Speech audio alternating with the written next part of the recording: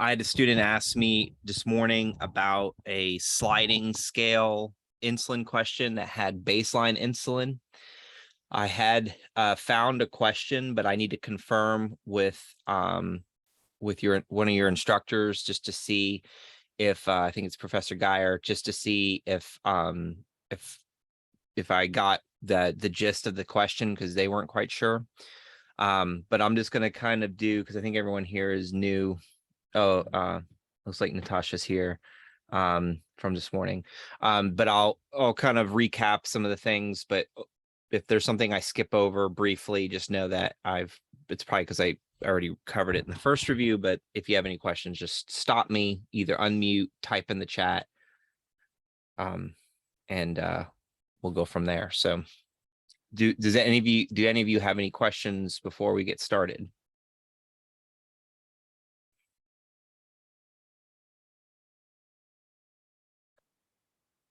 Okay. So as a reminder, so first of all, you're going into third semester. You've already had 2 of these tests. You kind of have an idea of what is going to be on there. I think the only thing is new for you guys this semester is going to be the heparin questions, with the heparin protocol questions.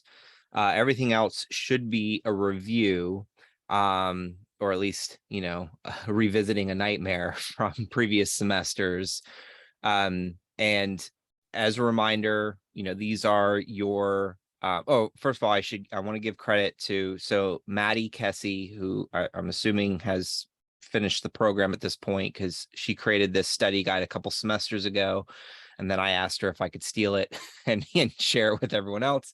And so, she went through the task of basically taking your blueprint and filling in some gaps and making a study guide, essentially, with some questions here. Some of the questions I've also added into that you probably won't see on this test, but it's, a lot of the questions that are listed here are good practice. So you will see some metric and household conversions that you've seen before. You will have some metric conversions. You should remember, and I didn't mention this this morning, remember your rounding rules. So when you go from metric to metric, when you stay within the metric system, you do not round your answers. If you go from metric to household or household to metric, then there is a chance that you will need to round, and you would follow your rounding rules, which state number greater than 1, round to the nearest 10th, number less than 1, round to the nearest 100th. That's all supposed to be all in your blueprint as far as the rounding rules are concerned, but it shouldn't be any different than what you've had previously done. I mentioned this morning that you're likely not going to be doing any kind of conversions with kilograms to grams. A kilogram is like when you hear, like, on the news that someone got in trouble because they were trying to bring, cocaine or marijuana or heroin or something like that, and they had like a half a kilo of some illicit drug. That's usually where we see that apply to, let's just say, drugs. But when you see kilograms, it's usually referencing a patient's weight, not a medication. I could be wrong. I'm sure at some point, somebody might need, 2.5 kilograms of ointment to last them for 3 months for whatever they're doing. But as far as I know, that hasn't been asked on any of your questions to date, and I don't anticipate that being a new thing. Make sure you review your intake calculations. Make sure you know what are the liquids and what are the solids, and how to calculate and convert ounces to milliliters. Sometimes that might include pints, cups, quarts. Just make sure you review those, and those are all in the study guide as well. So you can see cup, pint, quart, and I think those are the most common ones that you'll see. These are filled out, and I mentioned this morning too, in the OneDrive folder that your instructor should have shared with you. There is, if you navigate to the Boyce folder, to the 230 folder, you'll see this. And I created a new study guide. I just created a blank one as of this morning, but now I've written on it. So when you go on there, you'll see that it's written on. If you download this and you want to practice it, you can always just, after you download it, just click on any of the writing and then just hit delete on your keyboard, and you'll be able to see a fresh page. I think I've also included a PDF that has information is fresh on there as well. So if you want a blank copy of this, you could see this, but this is the one that I've most recently started marking on. One of the questions that first came up, because I think most everyone is okay with the one-step oral medications. Now, keep in mind, oral medications include both liquid oral, so like suspension questions, as well as solids like capsules, tablets, capsules, that sort of thing. I think I said capsules twice. So those are your oral medications. When they mention it's a two-step type question, what a two-step question indicates is it usually means there's a prep step beforehand. Sometimes that's converting. Let's say the order was like for this first Tylenol question. Let's say instead of 160 milligrams, it said, it said 2000 micrograms, and then you had 80 milligrams per milliliter. You would need to convert micrograms to milligrams, and then you can do your conversions. So yes, in the OneDrive folder. So you should have had a link sent to you. And if you've worked with me in the past, it's the same link that you've had. If you don't have that link, if you don't have my email address, I'll just type in my email, and you can always message me, and I'll copy and paste the link. I can't do that on here, I don't think. Let me see if I can. No, it's just going to show up as text. But if you email me, if you don't have it, I imagine it's posted on either your Blackboard or it was in an email, but I understand how things get lost. Trust me, you guys think you get inundated with emails from the school. I can guarantee you I have a lot more. It's just, and most of them don't apply to me either. So just so you know, we're all in the same boat, and I feel your pain. All right, so two-step problems could be converting micrograms to milligrams first, or milligrams to micrograms first, or it could be a weight-based problem. Weight-based problem being that they'll tell you a patient's weight either in pounds or kilograms. If it's in pounds, you got to convert it to kilograms. If it's in kilograms, you don't have to do that step. And then you account for the patient's weight in the prescription or in the order. So in this instance, it's 3 milligrams per kilogram. This semester, if you haven't done it already, I don't remember if it's 220 or 230, but you'll have pediatrics. And then with pediatrics, you'll have pediatric dosage calculations. So it's its own thing. And you will do some more nuanced weight-based calculations because, you know, a 17-year-old minor has a different body and metabolism than a 17-week-old or 17-month-old child if they're administering a similar type of medication. So you want to make sure it's applicable and you're not obviously harming the child, or at least giving them an appropriate dose. You can't just treat a minor just because they're under 17. We have to account for their weight. All right.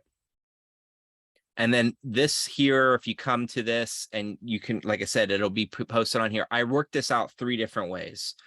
I worked this out doing kind of like steps. I converted pounds to kilograms. Then I multiplied by the 3 milligrams per kilograms. Then I converted the milligrams, the 3 milligrams times the 33.2 times the 2 mil over 50 milligrams to give me about 4 milliliters of my solution to be administered. I also did it a long dimensional analysis way. And I showed this because I showed whether you round this, you know, if we're talking about an adult, this is probably perfectly fine. Whether we round it here or wait until the very end around, you'll see that our numbers are pretty much the same, 3.984 versus 3.981. And then, but I would still administer 4 milliliters. Then someone asked me about, can we use desired over have or ordered over have? And that's what I showed here. where I told them the first step was you have to convert pounds to kilograms. Second step is you still have to convert kilograms to milligram, or that times 3. You have to account for that, the patient's weight. Once you do that and you get that 99.5 milligrams, now you can do ordered, which is the 99.5 milligrams over available or have 50 milligrams times your quantity, which is 2 milliliters. And no matter how you dice it, you're always going to get to that 4 milliliter answer. Now, some of you might be looking at this, and if you're not, this is where I wouldn't tell you that you were wrong for thinking this. Some of you have been conditioned, and I agree with you. The 3 point, you would probably say like, well, that's 3.98, and I'm supposed to round to the nearest 10th. But if I look at that 8, that 8's going to bump that 9 up to the next number, which is a way to remember that sometimes you will bump up to the next number. And if you think about it, if I'm administering this, it's literally 0.02 milliliters difference between the 3.98 and the 4. So I would say the better answer would most likely be the 4 milliliters. All right. Then I mentioned that you have parenteral medications, which are basically just like your oral suspension questions, in that you are still going to calculate them exactly the same way. When you are dealing with IV, sub-Q, intramuscular, you know it's an injectable, and you inject liquids, and liquids are measured in milliliters. Okay. Sometimes they might ask you for teaspoons, but I highly doubt it. The only caveat to this is if we're talking about subcutaneous and we're talking about insulin, then insulin isn't measured in, or isn't delivered in milliliters, it's delivered in units. But I think you've been working with insulin now since, first semester. I'm assuming you know that at this point.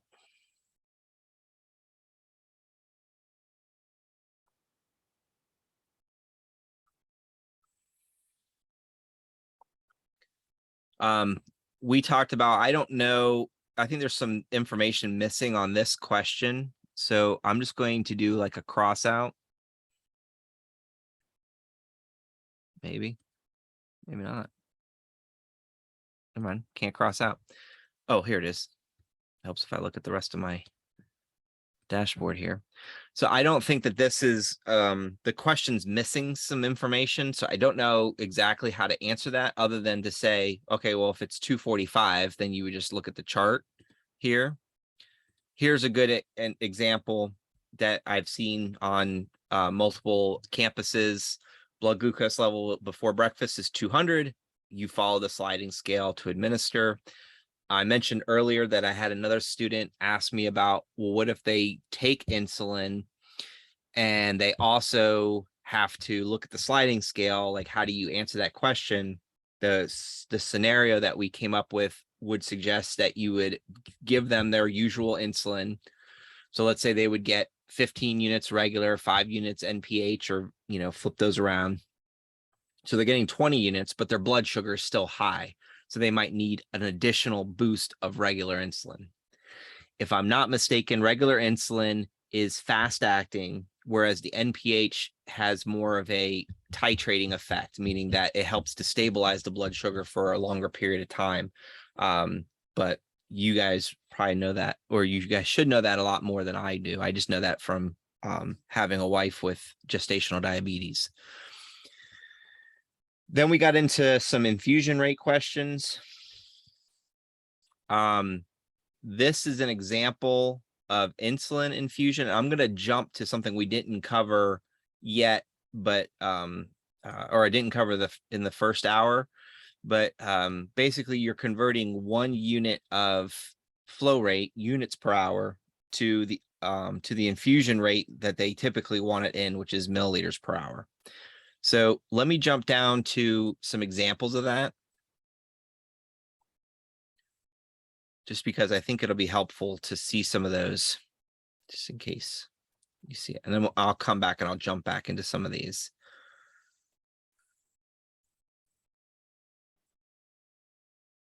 Hold on. They're down here. Here we go. All right. So these are examples of some heparin infusions. The heparin infusions, basically what they're going to give you is a flow rate that's not in the typical flow rate fashion. So flow rate, for the most part, when you're calculating it and you're putting it into or programming into an infusion pump, it's either going to be milliliters per hour or it's going to be drops per minute. I'm assuming you've seen this in clinical. They probably have a way to, it probably can be administered in units per hour as well, but they want you to be able to convert in between these things. So let's take a look at these just so we can see them and what they look like together here. So the first question that I have here says you have an order of 0.45% normal saline, 1,000 milliliters IV with heparin 25,000 units. So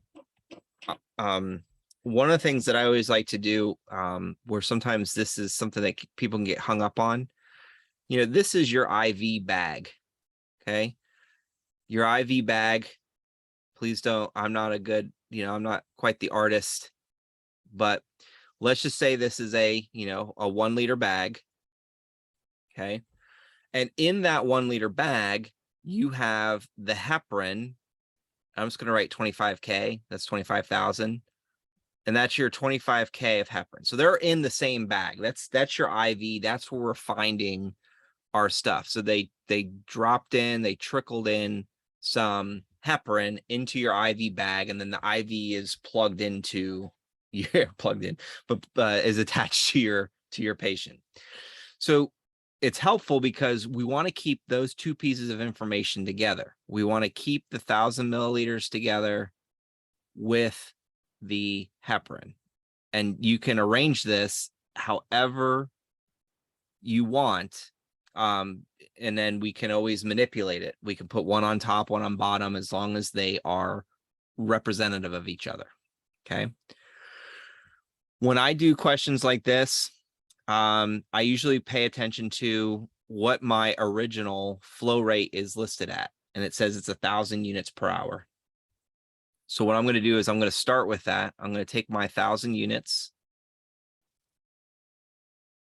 per hour, and I'm going to make a conversion. I don't want units per hour. I want milliliters per hour. And what I want to do is I want to get rid of, so if you ever are stuck, like, well, what goes where?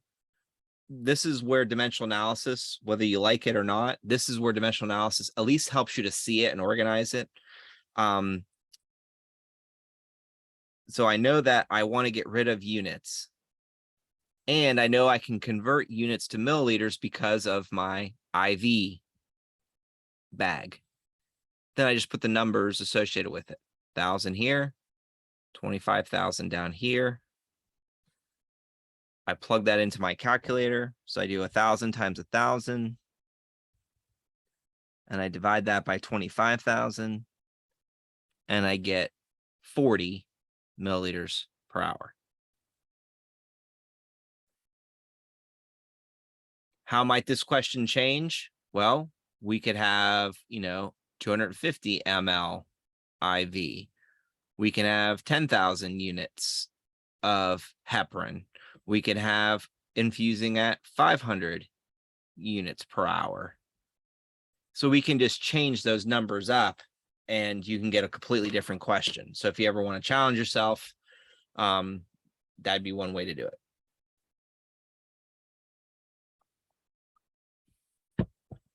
All right, so let me actually, I'm going to change some numbers here. I'm going to make this 250 ml. And I'm going to make this 12 units per hour. Go ahead and do number 24 with the new numbers there, the 250 ml IV with Humulin R regular U100 insulin 500 units, infusing at 12 units per hour. Let me know what you get. Just type your answer into the chat. I just want to make sure you're getting this.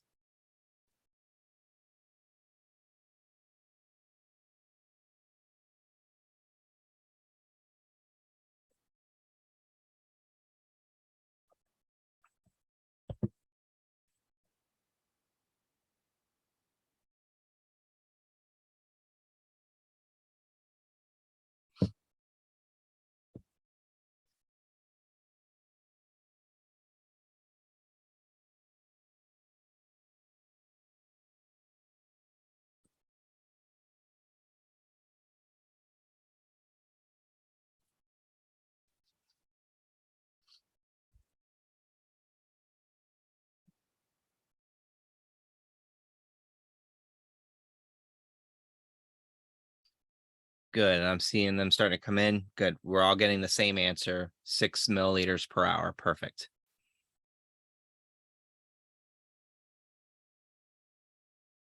It's milliliters per hour because it's going through the infusion pump, correct? Correct. It also tells you right here, milliliters per hour. But if it didn't tell you, if they're asking for flow rate and they do not give you any kind of tubing information, milliliters per hour. You said no tubing information, it will be milliliters per hour, right? Correct. If they did give you some tubing information, then you might want to calculate it drops per minute. So I'm going to see, I know I have some examples of that.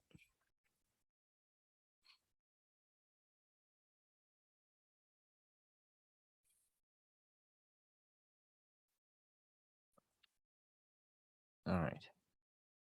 Yeah, I wasn't sure if this is one of your questions or not, or if I got this from 4th semester.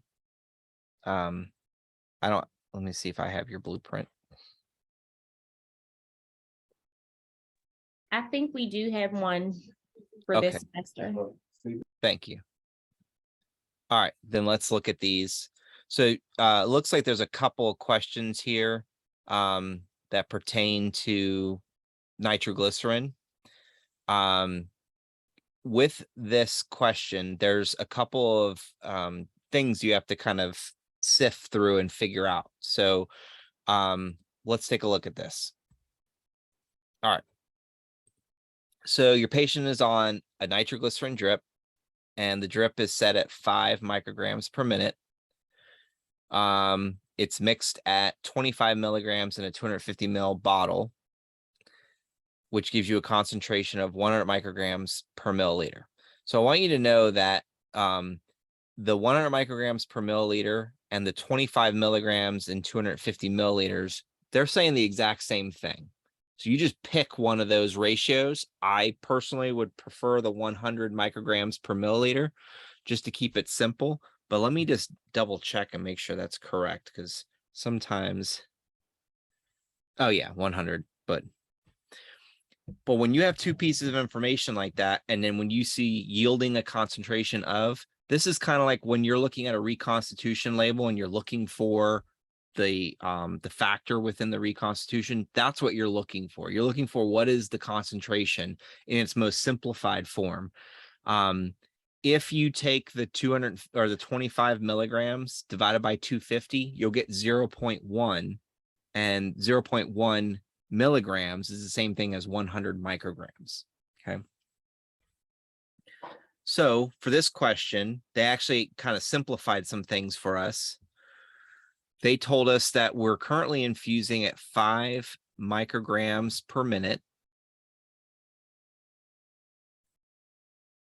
I need to convert this to milliliters per hour, and that's because it tells us that. If it didn't tell us that, if they just tell us what do we set our infusion pump to, it's milliliters per hour. Okay. Sometimes they'll intermix and they'll say like, it's, you know, because this is technically a drip, right? And it is going to be going really slow, but some things are measured slowly in milliliters, some things are measured slowly in drops. It just depends on what they ask for. So you can do this a couple different ways. This technically is a 2-step problem because we have to convert minutes to hours.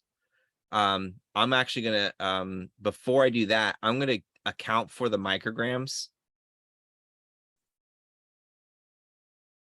And I know that I can do that by using the 100 micrograms per milliliter. So 100.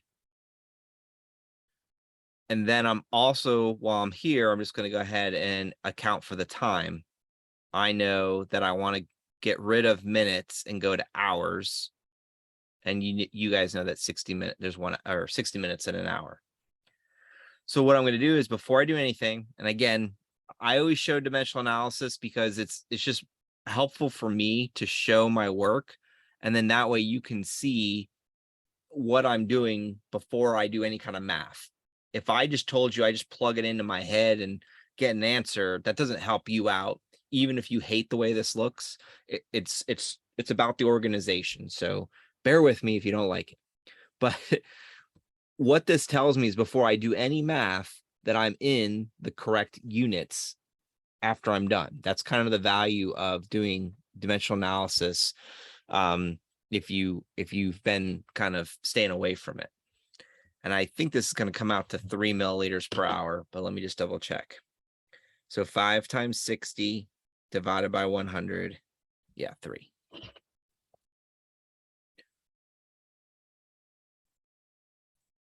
Now, if you think about that, something that's diffusing at 3 milliliters per hour, that's going to be coming out really slow. So it's going to be dropping out or dripping out, which is what you want with nitroglycerin, because you don't want to give them too much. You could put them into vasodilatory shock, and that wouldn't be so great. So okay. So we have this other one here. Now they don't give you the reduced version of that, but you know how to find it now. Go ahead and try number 26. Keep in mind that you have micrograms per minute listed, and your mixture is milligrams. So you're going to have to do a conversion. So go ahead and try that out and see what you get. And then we'll go from there.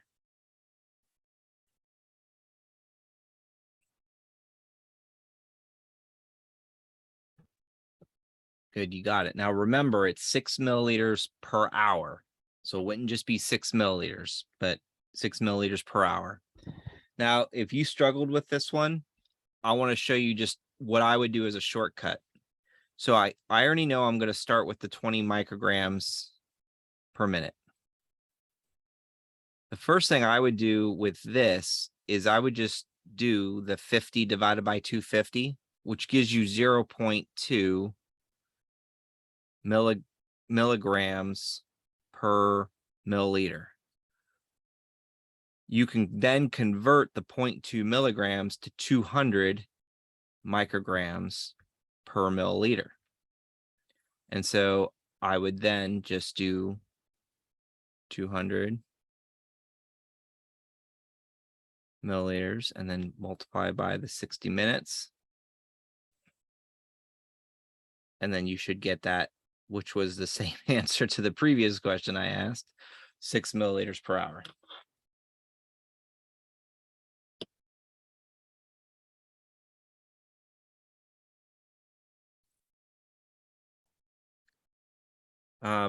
This other question down here, I can't imagine you would have this, but if you're doing this, you're basically just going to calculate the 15 micrograms per minute and the 200 micrograms per minute, and that will create your range. So you would essentially have 2 questions or 2 things that you're solving in this. You'll notice that the 50 milligrams, 250 ml is the same, right? It's 50 milligrams, 250 ml. So that'd still be that 200 micrograms per milliliter. So if you want to see like the setup for this, you would do, like I said, 2 questions or 2 setups, 15 milligrams per minute and 200 micrograms per minute.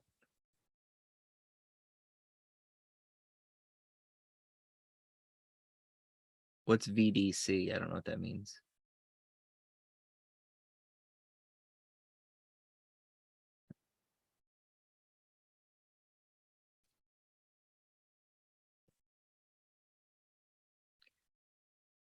Then keep in mind the 50 and the 250, it's the same as the previous problem.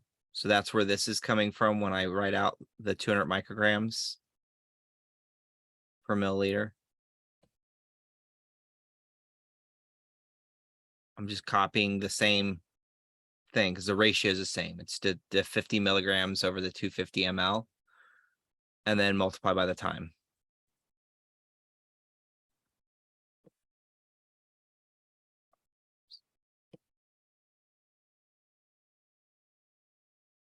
And again, you don't need to set up the the same things that I'm setting up here. The main reason I do that is because it helps to show me that I'm getting to my infusion rates, the milliliters per hour. After I cross out everything, I'm left with what I'm looking for, and I already know I'm looking for milliliters per hour.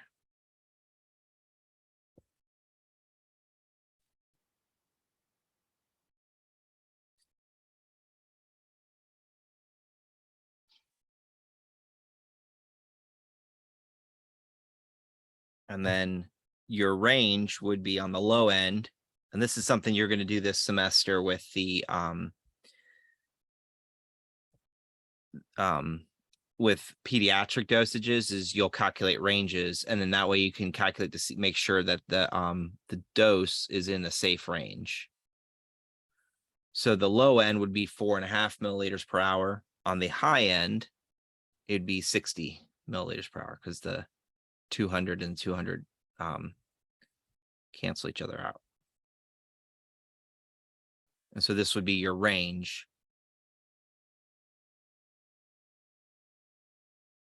.5 to 60. So that's what you would write in this little area here, 4.5 to 60. Just make sure your decimal shows up good.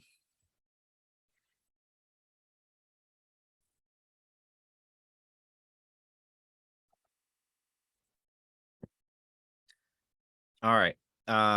So those are some of the ones that I didn't get to earlier today. The other thing, I'll do a couple more of these heparin questions. So like I said, I did this one up here. I actually did 2 of these where we calculated a bolus dose and we calculated an infusion rate. So let me do another version of that so you can kind of see what we're doing. But highlights, this is like a 2-step problem, right? So we take the patient's weight. If it's in pounds, we convert it to kilograms, multiply by what the order is. The order is 80 units per kilogram body weight. Then we use the bolus dose information in order to hold.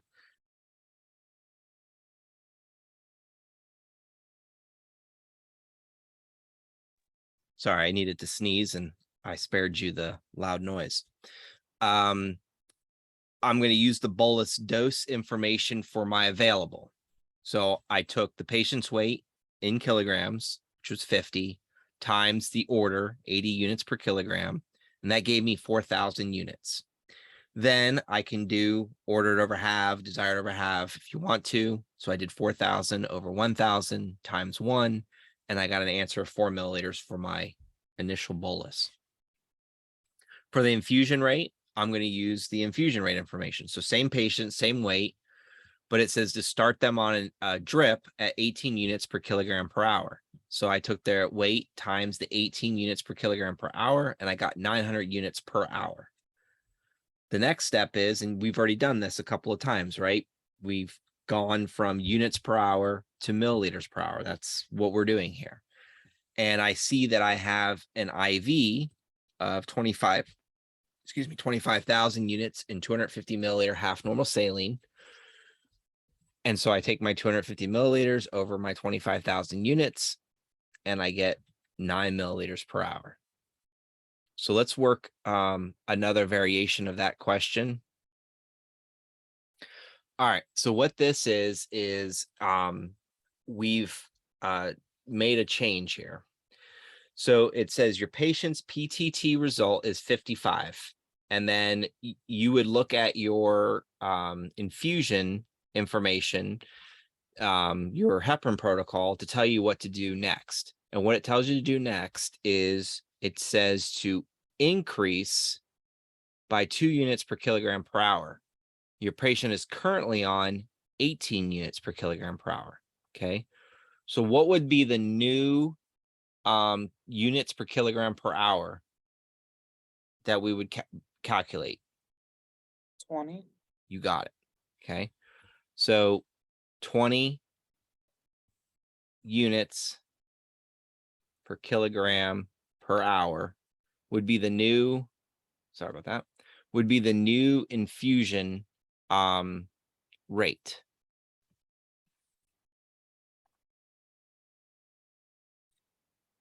So next step, we just got to calculate our new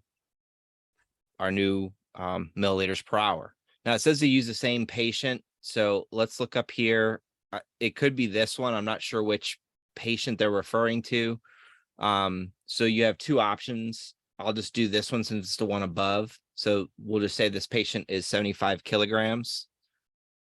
So I'm going to take my 75 kilograms times now 20 units per kilogram per hour, which gets rid of kilograms. 75 times 20 gives me 1,500 units per hour. Now, I think this tells me that we have a, our infusion information is right here. So notice that's a little bit different than the one that's above. Okay. So it says 500 milliliter bag with 25,000 units. So we're just going to use that same information. And what I'm going to do is I'm going to get rid of units because I don't want units per hour. I want milliliters per hour. And I know because I have an IV solution that I have a certain amount of units in a certain amount of milliliters of whatever that is, half normal saline or whatever it happens to be.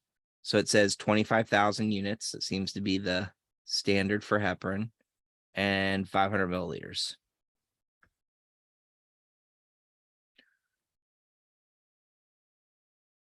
So now I'm just going to take my 1,500 times 500 and divide by 25,000. And I'm going to get 30 milliliters per hour. You got that 525,000 units from the question above, correct? Correct. Okay. Yeah. So because this question I don't know the flow of all this. So, but yes, that's where I was using this information up here to fill in from that. So, because we're assuming they're already on an infusion. So that means by acknowledging that, we know that they're already on an IV. We just need to know what that IV is.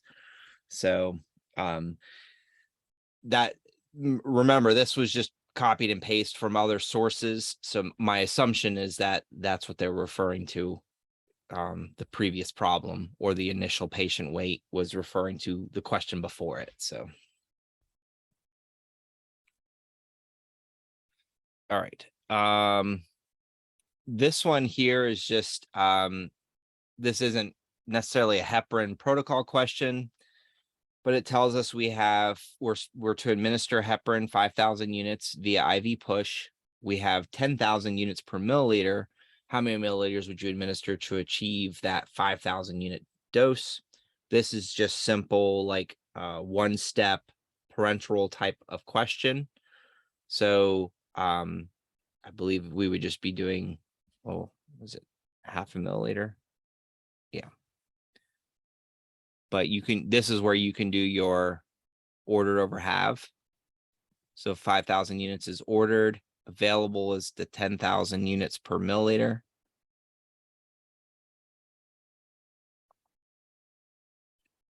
And then you would get 0.5 milliliters.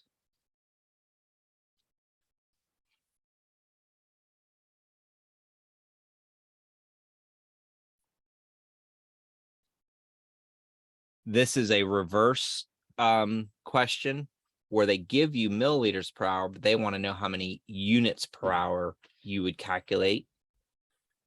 So when you see a question like this, I'm going to follow the same strategy. I'm going to start with my flow rate that's given to me, the 20 milliliters per hour, and I'm just going to convert milliliters per hour to units per hour. So I'll start with the 20.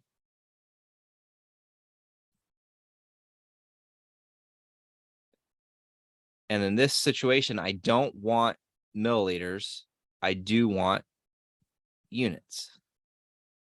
I have 500 milliliters 25,000 or 20,000 units. Yeah, don't accidentally do 25,000 just because you keep seeing it. So 20 times 20,000 divided by 500 will give you 800 units per hour. And like I said, this is a little bit backwards compared to what you would typically see, because most of the time we're trying to get to milliliters per hour. But if it asks you how many units per hour is the heparin infusing, now you know you can work backwards and get to that answer.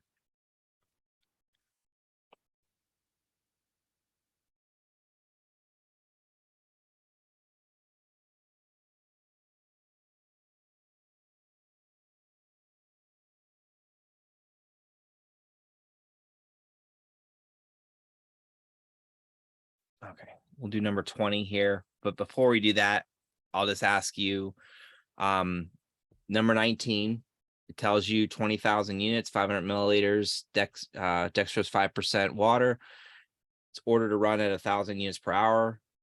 What would you set the IV pump to? So go ahead and take a moment and answer that question, and just put it in the comments, and we'll see if we can agree on the answer.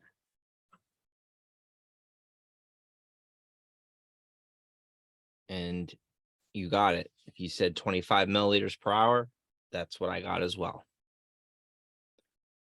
And then I'll tell you, I start off with the 1,000 units per hour, multiply by 500, divide by 20,000, and you get your 25 milliliters per hour.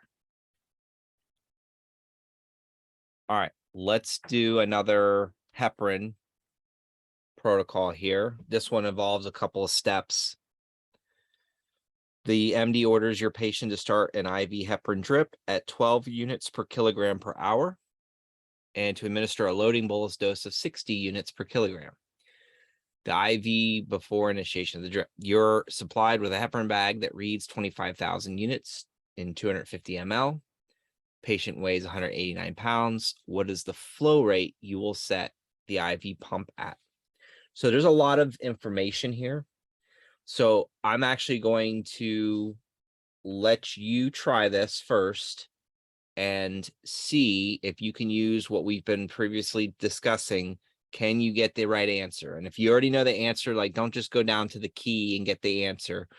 Try and take your time and solve this if you haven't done so already. So go ahead and take a moment and let me know what you get.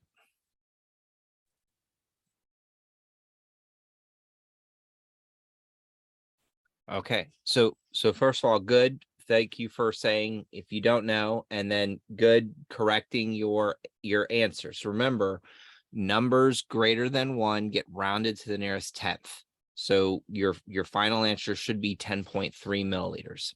Now I actually got 10.31, but that's because I did not round the 189 pounds. But when we do our final answer, 10.3, we're still getting to the same answer. Now, I have a question. Yeah. Does it matter because of the fact that I do the desired over have, I always do my conversions first, and I did convert my kilograms. I forget what it was, but I went with 86. Like, I guess it was like 85.9 or something, I think it was. Mm-hmm. Does that will that mess up my answer? Am I supposed to round those kilograms or no? So I would always suggest that you round to the nearest 10th. But the short answer to your question is when the patient's like large enough or there's enough pounds there associated with them, you're not going to be off by a whole lot. And a lot of times it'll be like in the hundreds or thousands place. Very, very infrequently would it be like where we would come up to an answer where you might get 10.3 and I might get 10.4 or 10.4, 10.5. But I'll show you the two ways just to kind of double check your answer. But no, you got the same answer I got the way you did it, which is good. Should give you a little bit more confidence that you're doing it and setting them up the right way. So let me show you, because I had somebody, in all honesty, say, I don't know, which is good. I like it when people admit it's the first step in figuring out what you need to know, because I'd rather you find out you don't know now than, obviously on the test. So this actually gives us a bunch of information. It tells us the heparin drip, it tells us the bolus information, tells us the patient's weight, and then it asks for the flow rate. So the flow rate tells us we don't, for this problem at least, we don't need to worry about the bolus. Plus, they didn't even tell us the bolus available. So we wouldn't be able to calculate bolus even if we wanted to. Okay. So step one, if I'm doing this, and I'm organizing this, I'm going to do this very similar to what you said. And I'm going to just convert this to kilograms. I'm going to take 189 divided by 2.2. I'm going to get 85.90909. I'm probably just going to say 85.9. I'm in the habit of always rounding that number to the nearest 10th. And like I mentioned, I'll show you how to do this where you can, the most correct answer would be to round at the very end. But when we're dealing with the heparin protocol, sometimes you have to do this in steps. And so I'm sure we could debate your final answer, but I will say that the absolute best answer, which usually ends up being the same answer anyways, is if you save your rounding to the very end. And I'll show you how to set that up and how to do that correctly. But if you are not doing that, this is where I would start. You're going to multiply by the 12 units per kilogram per hour. Kilograms cross out. And so I would take my 85.9 times 12, and I'm going to get 1,030.8, and that's units per hour.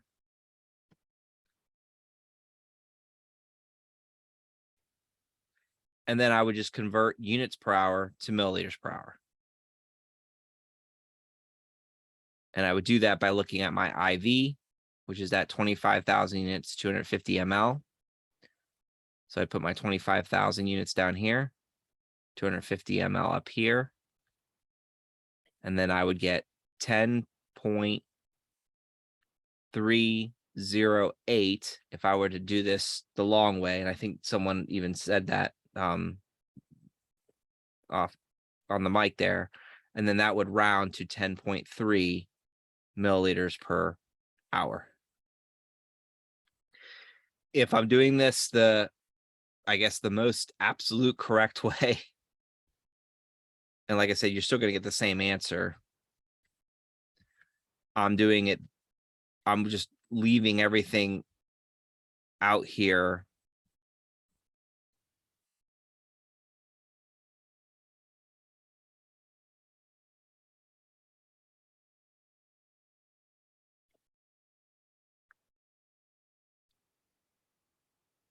But either way, I'm going to get to the same answer.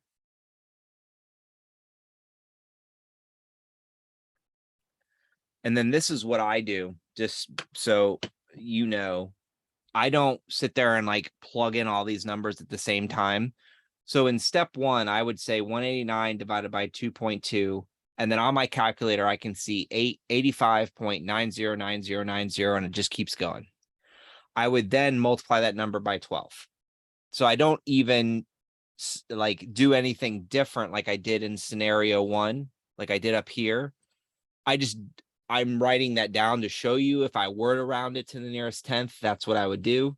But if I just leave it in my calculator, that's also the option. Anyways, then I would get 1,030.909090 repeating. So you can see we have a little bit of a discrepancy in our decimal point. Then I would do the times 250 divided by 25,000. And I'm going to get 10.309 instead of 10.308, but we're going to end up with the same answer, 10.3. Okay. So the second way that I said it, where you just leave it in your calculator. If I could show that to you, that would be helpful. Actually, I wonder if I can. I'll show you what I mean. Let me pull up my calculator. Just, I know many of you probably already know this, but I figured might as well show this to you so we can see. Oh, it's hiding over here.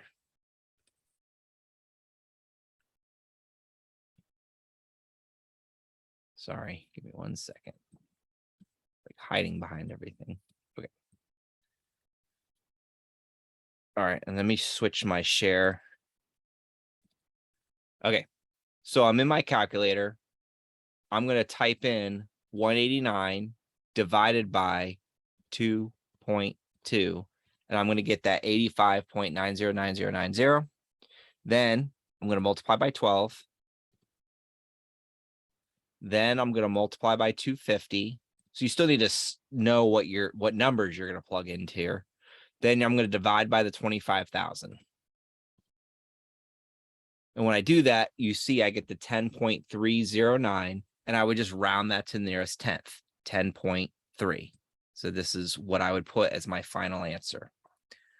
So I do the rounding at the very end. That's probably the best way to do that. It's probably what they prefer that you do. It doesn't really matter when the number is like, the 110-pound patient and it was 50 kilograms. It doesn't matter because it's already accounted for. But if you want to be absolutely correct and just make sure you're not making any kind of mistakes, save your rounding to the very, very end. But even if you round it to the nearest whole kilogram, like you had done, you're still going to get the same answer. So, but just, I would always say round to the nearest 10th, just because that's a good habit to be in. So, all right. So let me get out of here. Are there any other questions before we kind of sign off here?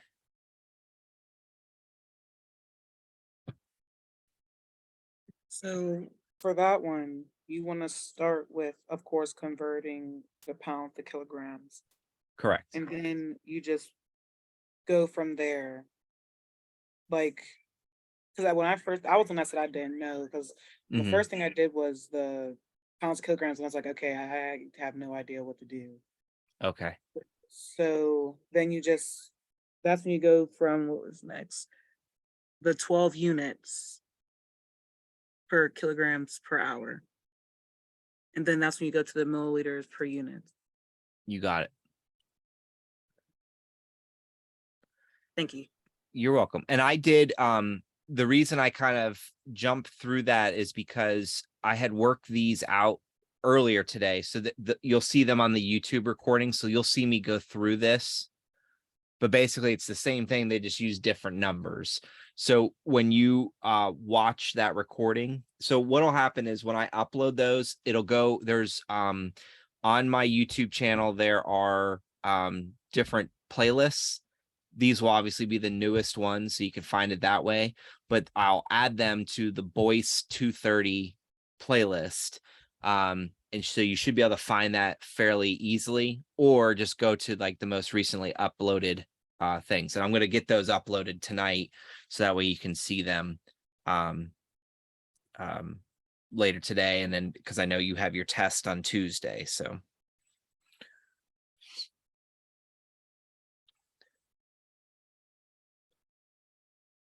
Okay, well, if you have any questions between now and Tuesday, please feel free to email me, and I'll try and get back to you as quickly as I can. I do have some flexibility on Monday, and then maybe even tomorrow, if to answer your questions. If we need to jump on Zoom, that could be a possibility. It just depends on your availability, my availability.